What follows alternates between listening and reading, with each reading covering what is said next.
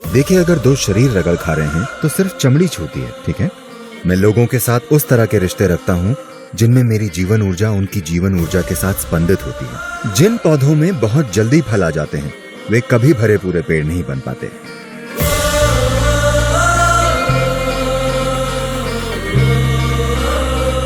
अगला प्रश्न राहुल ने पूछा है, बॉयफ्रेंड या गर्लफ्रेंड बनाने के लिए सही उम्र क्या है? राहुल बॉयफ्रेंड चाहता है।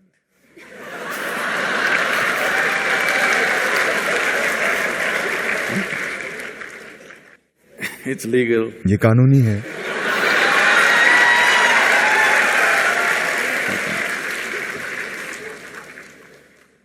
तो मेरे ख्याल से हर बच्चे के बॉयफ्रेंड और गर्लफ्रेंड होते हैं। हाँ? जब आप 3, 4, 5 साल के थे, क्या आपके बॉयफ्रेंड और गर्लफ्रेंड नहीं थे? थे। अब आप साधारण दोस्त को एक नया अर्थ दे रहे हैं। देखिए, दोस्त का मतलब ये नहीं है कि उनके साथ शारीरिक संबंध होने जरूरी हैं। हेलो, ये चीज आपने उन समाजों से सीखी है जहां शरीर सब कुछ होता है।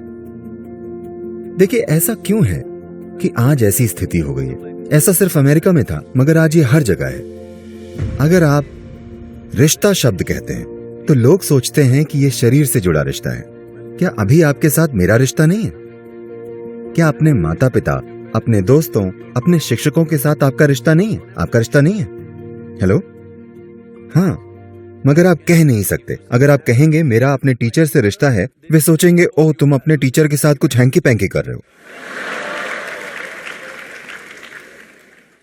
आप ऐसे क्यों बन गए हैं? देखिए, समस्या सिर्फ ये है, आपके हार्मोन्स ने आपकी समझदारी चुरा ली है। अगर मैं कहूं आप मेरी दोस्त हो तो मतलब क्या मुझे आपके शरीर से खेलना जरूरी है? क्या ये जरूरी है? हेलो, क्या हम दोस्त नहीं हो सकते?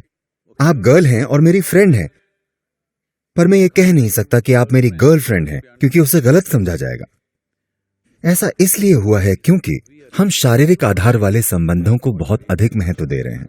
आपको समझना चाहिए कि शारीरिक संबंधों से गहरे संबंध भी होते हैं। You can hold such profound relationships with people without your body being involved in it. आप शरीर से जुड़े बिना लोगों के साथ बहुत गहरे रिश्ते निभा सकते हैं। संभव है कि नहीं? तो किसी के लिए शरीर पर आधारित संबंध बनाना जरूरी हो सकता है, वो ठीक है, वो उनकी मर्जी है, लेकिन ये सीमित रूप में ही संभव है। मगर दोस्ती और रिश्ते बहुत से लोगों के साथ कई स्तरों पर संभव है। संभव है या नहीं? आप एक साथ हजारों लोगों के साथ गहरे रिश्ते रख सकते हैं। मेरे बहुत गहरे रिश्ते हैं। जिस तरह मैं अभी यहां बैठा हूं, मैं इसे आपके साथ एक गहरा रिश्ता मानता हूं। लेकिन अगर मैंने रिश्ता शब्द इस्तेमाल किया तो लोग सोचेंगे कि दो शरीर रगड़ खा रहे होंगे।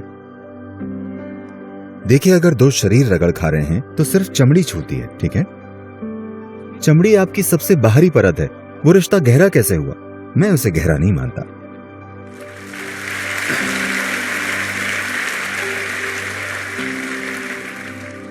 मैं लोगों के साथ जुड़ सकता हूं, सिर्फ उनके मन और भावनाओं से नहीं, उनकी पूरी गहराई में, उनकी जीवन प्रक्रिया से। मैं लोगों के साथ उस तरह के रिश्ते रखता हूं जिनमें मेरी जीवन ऊर्जा उनकी जीवन ऊर्जा के साथ स्पंदित होती है।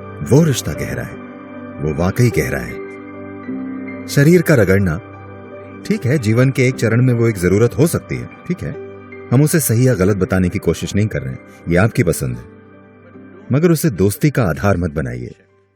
तो आप अपने आसपास की हर लड़की और हर लड़के के दोस्त क्यों नहीं हो सकते?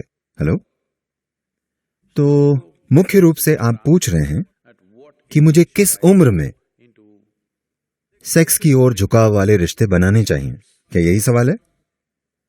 मगर मेरे ख्याल से ये आप अपनी और दुनिया की बड़ी सेवा करेंगे अगर आप इसे बॉयफ्रेंड गर्लफ्रेंड कहना छोड़कर कुछ और कहें। इसे अपना रोमांस या प्रेम संबंध या कुछ और कहें, क्योंकि ये बहुत महत्वपूर्ण है। Friend, the word friend must be released from the body. दोस्त शब्द को शरीर से मुक्त होना चाहिए, वरना दोस्तियां नहीं होंगी। हर कोई इस तरह से होगा। अगर मैं कहूं तुम मेरी दोस्त हो, वो डर जाएगी बिना किसी बात, है ना? अगर मैं कहूं वो मेरी दोस्त है तो वो डरेगी, ये क्या चाहता है, ये मेरा दोस्त कैसे है। दोस्त शब्द को शरीर से मुक्त कर दीजिए, ये बहुत महत्वपूर्ण है। Let friendships happen all over. हर जगह दोस्तियां होने दीजिए। शरीर से जुड़े रिश्ते किसी एक व्यक्ति के साथ होते हैं, वो अलग चीज है, वो आपकी मर्जी है किस उम्र में।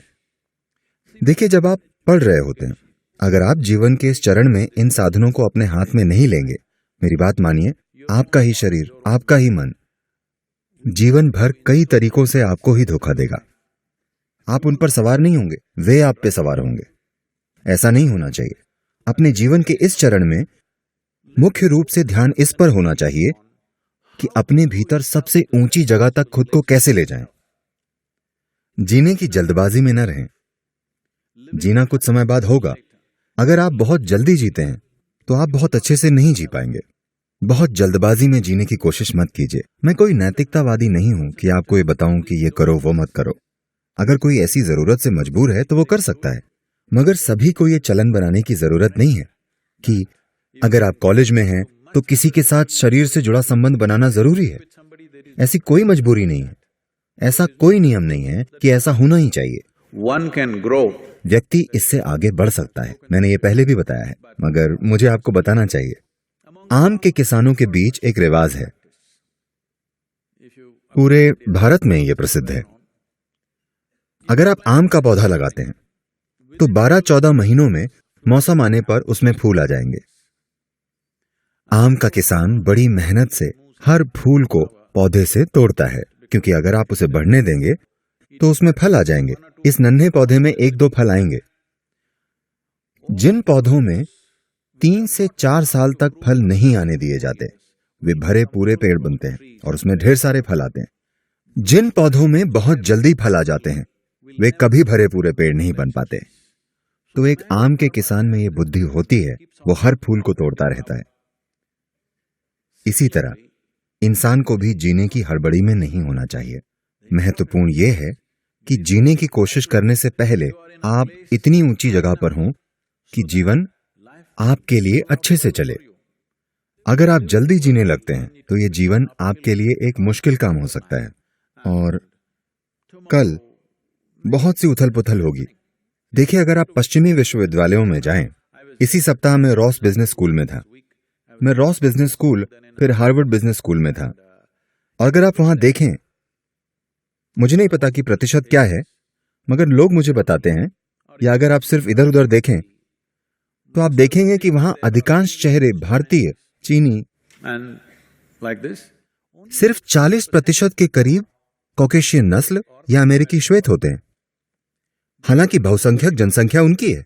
ऐसा इसलिए हो रहा है, इन भारतीय परिवारों और चीनी परिवारों के बच्चों के पास एक सपोर्ट सिस्टम होता है और उन्हें 25 साल या उसके आसपास तक अपने माँ बाप के साथ रहना होता है, जब तक वे यूनिवर्सिटी की पढ़ाई खत्म नहीं कर लेते। मगर आमतौर पर श्वेत परिवारों में 18 साल के होने तक लोग परिवार से निकल जाते हैं। वे सभी अपने पार्टनर्स के साथ रहते हैं। वे भावनात्मक चीजों से गुजरते हैं, उसके लिए उन्हें पैसे कमाने पड़ते हैं और हर रोज शाम उन्हें अपने पार्टनर्स का ध्यान रखना पड़ता है। लाइब्रेरी जाने का समय नहीं, पढ़ाई का समय नहीं। सभी टॉपर भारतीय, यहूदी और चीनी होते हैं। आप अमेरिका के सभी विश्वविद्यालयों में देख लीजिए। तो इसका क्या मतलब है? बहुत से अमेरिकी यूनिवर्सिटी की पढ़ाई तक पूरी नहीं करते, सिर्फ इसलिए क्योंकि उनके पास बॉयफ्रेंड और गर्लफ्रेंड है। और ये हमेशा सही नहीं चलता। चीजें होंगी, रोज की उथल पुथल, समस्याएं, ये चीजें हर दिन होती हैं।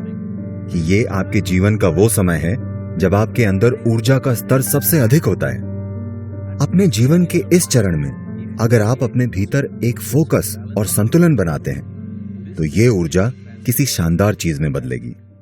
लेकिन जीवन के इस चरण में अगर आप फोकस और संतुलन नहीं लाएंगे और उसे मान लीजिए 40-45 साल की उम्र में अर्जित करेंगे, तो आपके पास उतनी ऊर्जा नहीं होगी। ये चीज युवा नहीं समझते। उन्हें लगता है कि ऊर्जा का यह स्तर जीवन भर रहेगा। नहीं नहीं नहीं, ये गुजर जाएगा। ये बस अधिक से अधिक 8 से 12 से 15 साल का सवाल है। 14 से 30 साल की उम्र के होने तक ऊर्जा बढ़ती है। इस समय तक अगर आप सीख लें कि इसे कैसे संभालना है, अपने जीवन में संतुलन और फोकस कैसे रखना है, अगर आप अपने जीवन में फोकस लाते हैं तो ये जीवन अधिक ऊंचे स्तर पर काम करेगा। अगर आप ये चीजें नहीं लाते और आप जीने की जल्दबाजी में रहते हैं तो आप देखेंगे कि ये एक मुश्किल काम हो जाता है। ऐसा नहीं है कि आप नहीं कर पाएंगे, आप कर सकते हैं, मगर जीवन में बेकार के संघर्ष होंगे। तो ये व्यक्तिगत चुनाव है। अगर किसी में जबरदस्त मजबूरी है तो वे ऐसा कर सकते हैं। इसे ट्रेंड ना बनाएं कि अगर आप कॉलेज में हैं तो आपको शरीर पर आधारित रिश्ते में होना ही चाहिए। ये जरूरी नहीं है।